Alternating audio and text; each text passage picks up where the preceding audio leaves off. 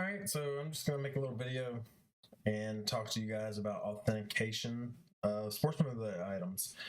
So when it comes into authentication, there's so many different companies that you can go through. Some are good, some are bad, some have no merit whatsoever.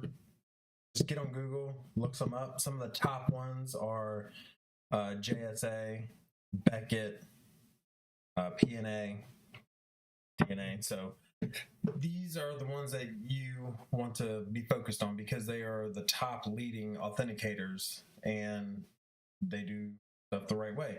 There's a lot of bad stuff and articles on how sports memorabilia is, they're just copying it. They're not, it's not legit. They'll try and get the auto as close as they can, get a certificate to it, and then it might not be authenticated. But if you go through the top companies, they're going to do their job. That's what they get paid for. So I'm going to go through and show you all of the stuff that I purchased for the events. It is all authenticated. If I ever run across something that's not authenticated, I can send it back in and they will send me that item directly back. I've never ran into that. That's in their disclaimer. I've randomly checked multiple items and never ran into that, but I'm going to show you guys what to do, how to look that stuff up. And I'm going to pull and use two different items and give you two different examples. So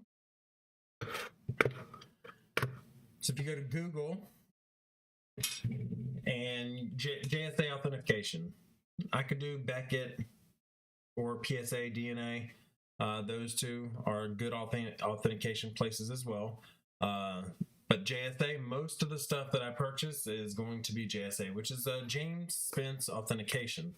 All you have to do is go to that website, which is loading now, and then boom, verify authenticity. So there's going to be a number. When you have that number, and I'm going to show you guys, there's two different things that you're going to look at. So here is signed jersey, my boy DJ Moore. Next to the authentication, there's going to be a sticker. And on the sticker, I know that's really blurry, there's going to be some numbers that you need to type in. Also, it'll have a sticker, or it'll have both. It'll have, this is Mika Fitzpatrick, but then it'll have a certificate of authentication and it'll have the sticker on there, and which is right there. The number on the bottom of the sticker is going to match the exact same number that is on the authentication sheet. So what do we have for the authentication? We have, I know it's kind of blurry.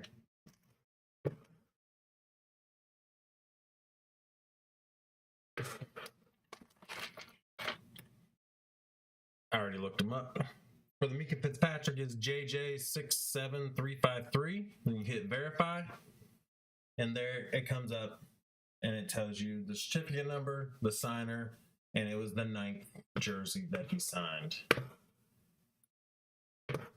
Same thing for the WIT 216977. That's the DJ Moore.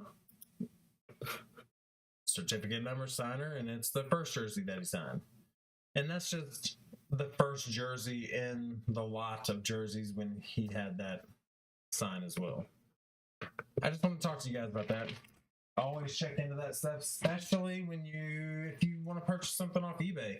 Say you're looking for, I don't know, whatever, Patrick Mahomes jersey, because obviously he's a big one right now, and you're going to spend a lot of money for that. So you want to make sure that it is authenticated.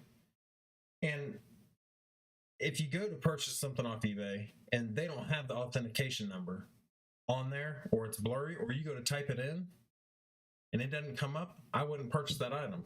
Now, there are portions of the company that sometimes if they just did that signing of that player and they listed it on eBay and it doesn't come up on the JSA,